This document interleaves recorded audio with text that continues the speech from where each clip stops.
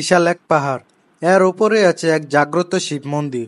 সাধু সন্ন্যাসী সহ হিন্দু সম্প্রদায়ের ভক্ত অনুরাগীদের তীর্থস্থান এটি। সেই সঙ্গে পর্যটকদের জন্য রোমাঞ্চকর এক স্থান। এই পাহাড়ের সৌন্দর্য দেখতে দেশের দূর দূরান্ত থেকে পর্যটকরা ভিড় জমান। অনেকেই বিশাল এই পাহাড়ে উঠতে গিয়ে ক্লান্ত হয়ে নিচে নেমে যান, আবার অনেকেই পাহাড় জয় করার আনন্দ নিয়ে সেখান থেকে ফেরেন। বলছি চট্টগ্রামের সীতাকুণ্ডের চন্দ্রনাথ পাহাড়ের কথা। অনেকে হয়তো এরই মধ্যে এক বা একাধিকবার ঘুরে বেরিয়ে এসেছেন এই পাহাড় থেকে। চট্টগ্রাম শহর থেকে 37 কিলোমিটার উত্তরে, ঢাকা এবং চট্টগ্রাম মহাসড়ক থেকে 3.5 কিলোমিটার পূর্বে চন্দ্রনাথ পাহাড়ের অবস্থান। এর সর্বোচ্চ চূড়ার উচ্চতা 1152 ফুট বা 365 মিটার। পৌরাণিক স্মৃতিবিজড়িত অসংখ্য মঠ মন্দির আছে এই পাহাড়ে। প্রতি বছর ফাল্গুন মাসে শিব চতুর্দশী মেলা হয় চন্দ্রনাথ পাহাড়ে। দেশ বিদেশের অনেক সাধু সন্ন্যাসী আসেন মেলায়। প্রচলিত আছে নেপালের এক রাজা স্বপ্নে আদিষ্ট হয়ে পৃথিবীর 5 কোণে 5টি শিব মন্দির নির্মাণ করেন। এর মধ্যে চন্দ্রনাথ পাহাড়ের শিব মন্দির অন্যতম। হ্যালো এভরিওয়ান, আসসালামু আলাইকুম। এই মুহূর্তে আছি আমরা সীতাকুণ্ড বাজারে। তো আপনারা জানেন আমরা আজকে সকাল 6:40 একটা বাস করে আমরা আমাদের সীতাকুণ্ডের উদ্দেশ্যে রওনা হয়েছি। তো আমাদের বাস আমাদের সীতাকুণ্ডের বাস স্ট্যান্ডে নামিয়ে দিয়েছে। তো এখন আমরা সকালের নাস্তা সেরে আমরা চলে যাব আমাদের যাত্রার উদ্দেশ্যে। সীতাকুণ্ডের বাজার থেকে একটা র্যান্ডম হোটেলে সকালের নাস্তাটা আমরা করে নিলাম। এখন আমরা চলে যাব চন্দ্রনাথ পাহাড়ে। তো আমরা এই অটো করে চলে যাব চন্দ্রনাথ পাহাড়ে। আপনারা চাইলে সিএনজি দিয়েও যেতে পারবেন, আবার অটোরিকশা দিয়েও যেতে পারবেন। আর আপনারা লোকালি গেলে আপনার 20 টাকা করে ভাড়া পড়বে। আর যদি আপনারা রিজার্ভ যান তাহলে 100 থেকে 150 টাকা ভাড়া পড়বে যদি সিএনজি দিয়ে যান। আর অটোরিকশা গেলে আপনার 70 থেকে 80 টাকা পড়বে ভাড়া চন্দ্রনাথ পাহাড়ের নিচে।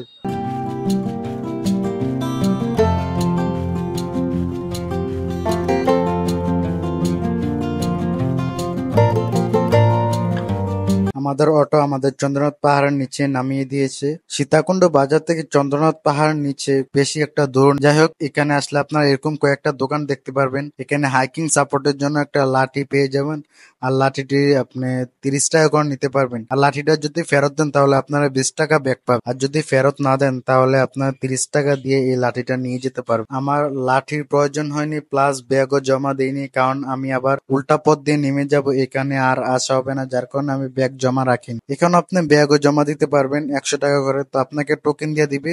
তো এখানে আবার আসলে আপনারা এই টোকেন দেখালে আপনাদের ব্যাগ দিয়ে দিবে। ধর্মগ্রন্থ ও ইতিহাস মতে এখানে মহামুনি বার্বক বসবাস করতেন। এরপর থেকে স্থানের নামকরণ করা হয় সীতাকুণ্ড। অযোধ্যার রাজা দশরথের পুত্র রামচন্দ্র তার বনবাসের সময় এখানে এসেছিলেন। তারা আসবেন জানতে পেরে মহামুনি ভার্গব এখানে স্নানের জন্য 3টি কুণ্ড সৃষ্টি করেন। এরপর রামচন্দ্রের স্ত্রী সীতা এই কুণ্ডে স্নান করেন। চন্দ্রনাথ পাহাড়ের চূড়া উঠলেই শিব মন্দিরের দেখা পাওয়া সম্ভব, তবে এর জন্য আপনাকে পাড়ি দিতে হবে 2200 এরও বেশি সিঁড়ি। বাম পাশের পথ দিয়ে ওঠা সহজ, কোনো কোনো স্থানের সিঁড়িগুলো এতটাই পিচ্ছিল ও সংকীর্ণ যে ওটা বিপজ্জনক হতে পারে। আর বুঝতেই পারছেন, সামান্য এদিক সেদিক হলে পা পিছলে পড়বেন পাহাড়ের খাদে। 15 মিনিট ওঠার পর একটি ছোট ঝর্ণা দেখতে পাবেন, যার দুই পাশে 2টি পথ যা উঠে গেছে একদম পাহাড়ের চূড়ায়। ডান পাশের পথ দিয়ে নামা সহ, তাই বাম পাশের পথ ধরে উপরে উঠতে হবে আপনাকে। এই রাস্তাটা সম্পূর্ণ পাহাড়ি পথ এবং কিছু ভাঙ্গা সিঁড়ি আছে। আর ডান পাশের পথটা প্রায় পুরোটাই সিঁড়ি পথ, যেটা দিয়ে ওটা বেশ কঠিন। অনেকে এই পথ দিয়ে উপরে উঠতে গিয়ে অর্ধেক পথে ফিরে আসে। তবে এত কঠিন পথ পাড়ি দিতে হলেও আশেপাশে সবুজে ঘেরা অকৃত্রিম মনোমুগ্ধকর দৃশ্য আপনাকে মুগ্ধ করবে। পাহাড়ে ওঠার ফাঁকে ফাঁকে ছবি তুলে প্রকৃতির সঙ্গে নিজেকে ফ্রেমবন্দি করে রাখতে পারেন। মাঝে মাঝে থেমে বিশ্রাম নিতে পারবেন চার দোকানগুলোতে। গরম চায়ের কাপে চুমুকে দিতে দিতে পাহাড়ি সৌন্দর্য উপভোগ করতে পারবেন। সেই সঙ্গে কোলাহলহীন পাহাড়ের কোলে বসে পাখির ডাক, বাতাসে গাছের বাতার শব্দ সব শুনতে পাবেন। কারণ স্থানটি এতই নিরিবিলি যে সেখান থেকে এই কোলাহল ও ব্যস্ততার জীবন আর ফেরত আসতে ইচ্ছে করবে না। ব্যাগে যথেষ্ট পরিমাণে পানি ও স্যালাইন রাখুন, কারণ মন্দিরে পানি পাওয়া কঠিন, আর পাওয়া গেলেও দাম প্রায় দ্বিগুণ। প্রায় 1.5 ঘন্টা আরোহণের পর চন্দ্রনাথ মন্দির পৌঁছানোর আগে বিরূপাক্ষ নামের আরেকটি মন্দির পড়বে। চাইলে এখানে কিছু সময় বিশ্রাম নিতে পারেন। এখান থেকে সীতাকুণ্ড শহর ও সমুদ্রের এক অদ্ভুত দৃশ্য আপনি দেখতে পাবেন। তবে সব কষ্ট মুহূর্তেই ভুলে যাবেন চন্দ্রনাথ মন্দিরের উপরে উঠে আশেপাশে দৃশ্য দেখার পর। চারপাশ শুধু সবুজ আর সবুজ, যেন কোনো শিল্পী তার নিপুণ হাতে রং তুলিতে আঁকা। সীতাকুণ্ডের প্রায় পুরোটাই দেখতে পাবেন এখান থেকেই। দূরে সমুদ্রের দিকে তাকিয়ে এক ঐশ্বরিক অনুভূতি তো আপনার মন প্রাণ জুড়িয়ে যাবে মুহূর্তে। মন্দিরটি হিন্দু ধর্মাবলম্বীদের তীর্থস্থান। মন্দিরের ভেতরে শিবলিঙ্গ রাখা আছে। এর আশেপাশে অনেক সাধু সন্ন্যাসীরা বসে ধ্যান করেন, কেউ কেউ পুজো করে থাকেন। তাই এখানে হইহুল্লোড় না করে নীরবতা বজায় রেখে কিছুক্ষণ বিশ্রাম নিন, কারণ পরের পত্র আরো বেশি ভয়ানক, আরো বেশি রোমাঞ্চকর। চন্দ্রনাথ মন্দির পর্যন্ত অনেক পর্যটক গেলেও এর পরের পথটায় সহজে কেউ যায় না, তাই অনেকটা অজানা আর অচেনাই রয়ে গেছে এই পথটা। চন্দ্রনাথ মন্দিরের পেছনের দিকে বেশ দুর্গম ও ভয়াবহ পাহাড়ি পথ বেয়ে নিচে নামতে হয়। কিছু কিছু জায়গা এতটাই সরু যে সেখান থেকে পা পিছলে পড়লে আর রক্ষা নেই, তাই সাবধানে ধীরে ধীরে নিচে নামুন। এবং এক্ষেত্রে ট্রেকিং শু আবশ্যক, নইলে বিপদ ঘটতে পারে যে কোনো সময়। বৃষ্টি হলে এই রাস্তাটি পাড়ি দেওয়া রীতিমতো অসাধ্য সাধন হয়ে যায়। চন্দ্রনাথ পাহাড় উচ্চতা খুব বেশি না হলেও এর চূড়ায় ওঠার পথটি বেশ সরু এবং দুর্গম। কেউ তাড়াহুড়া করে পাহাড়ে ওঠার চেষ্টা করবেন না, তাতে যে কোনো বড় দুর্ঘটনা হতে পারে। তাছাড়া পাহাড়ে উঠতে নামতে নির্দিষ্ট পথ অনুসরণ করুন, উল্টো পথে কখনো উঠতে কিংবা নামতে চেষ্টা করবেন না।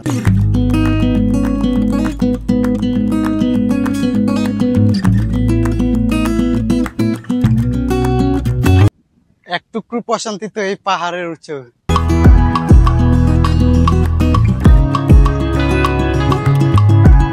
আমাদের আরো অনেক পথ বাকি আছে উপরে ওঠা চন্দ্রনাথ পাহাড়ে।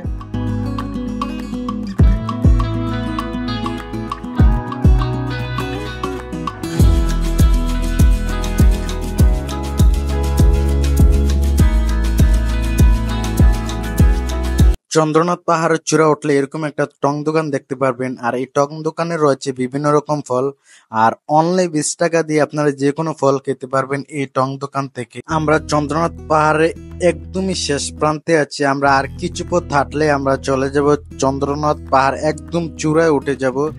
আর মাত্র কিছুক্ষণ ট্রেকিং করার পর আমরা ফাইনালি চলে যাব চন্দ্রনাথ পাহাড়। গ্যাস ফাইনালি 2.5 ঘন্টা ট্রেকিং করার পর আমরা চলে আসছি চন্দ্রনাথ পাহাড়ের সবচেয়ে বড় মন্দিরটাতে। সীতাকুণ্ডের অন্যতম এক মন্দির হচ্ছে এই চন্দ্রনাথ পাহাড়ের উপর। মন্দিরটি হিন্দু ধর্মাবলম্বীদের তীর্থস্থান। মন্দিরের ভেতরে শিবলিঙ্গ রাখা আছে। এর আশেপাশে অনেক সাধু সন্ন্যাসীরা বসে ধ্যান করেন, কেউ কেউ পুজো করে থাকেন। তাই এখানে হইহুল্লোড় না করে নীরবতা বজায় রেখে কিছুক্ষণ বিশ্রাম নিন।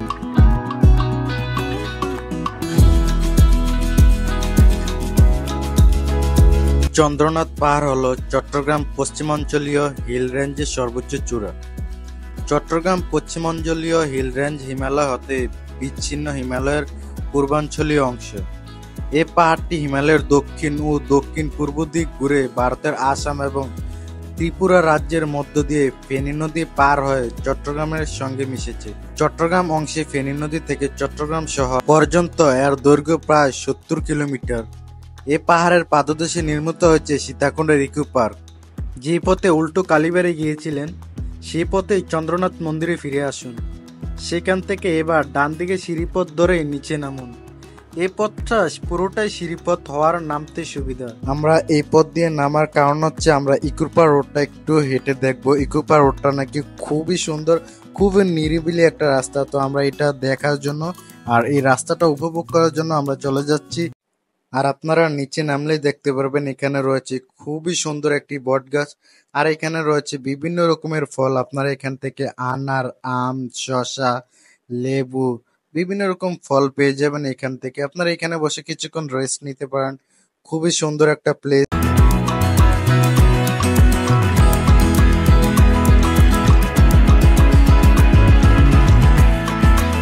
আর এখানে রয়েছে একটা সিএনজি স্টেশন। এখানে পেয়ে যাবেন বেশ কিছু সিএনজি। আপনারা এখান থেকে ভাড়া করে চলে যেতে পারবেন ইকো পার্কে, প্লাস সীতাকুণ্ড বাজার যেতে পারবেন। আর আপনার ভাড়া পড়বে, যদি রিজার্ভ যান তাহলে আপনার ভাড়া পড়বে 800 থেকে 1000 টাকা।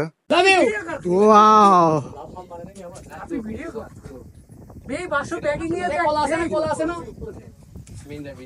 কই?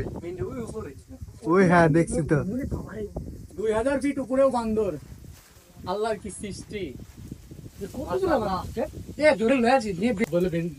আমার চোখে দেখা সবচেয়ে সুন্দর দৃশ্য হচ্ছে চন্দ্রনাথ পাহাড়ের উপর এই দৃশ্যটা। ওয়াও, হ্যাঁ প্রস্রাব করতেছে। এছাড়াও সীতাকুণ্ড ইকো পার্কে রয়েছে অসংখ্য দুর্লভ গাছের সমষ্টি, যা আপনার বৃক্ষ বিষয়ে ধারণাকে শানিত করবে। একই সাথে এখানকার উঁচু উঁচু পাহাড় আপনাকে প্রাকৃতিক অন্যান্য অনুভূতি দেবে। এই ইকো পার্ক রোডে এসে মনে হচ্ছে আমি দুইটা ডানা মেলে উড়তে থাকি। এই রাস্তাটার জন্য খুবই নিরিবিলি একটা রাস্তা, আর আমার কাছে খুবই ভালো লাগছে এই পরিবেশটা। এই জন্য ডানা মেলে উড়তে মন চাচ্ছে আমার এই রাস্তাতে এসে।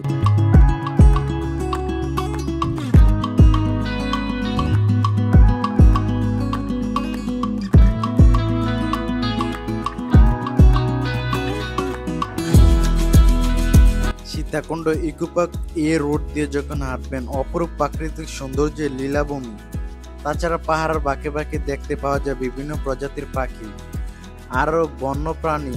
পাহাড়ে পাহাড়ে বিশাল বনভূমি, বন্যপ্রাণী ও হরেক রকম বৃক্ষরাজি মনোরম পরিবেশে একটা দিন কাটানোর জন্য প্রতি বছর বিপুল সংখ্যক পর্যটক এখানে ছুটে আসে।